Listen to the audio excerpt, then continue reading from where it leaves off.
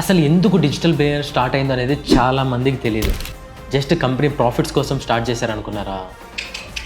Not at all. So ఎంతోమంది freelancers, affiliate marketers, job aspirants వీళ్ళ కెరీర్స్ని మధ్యలోనే స్టాప్ చేస్తున్నారు due to some problems in the e-learning platform.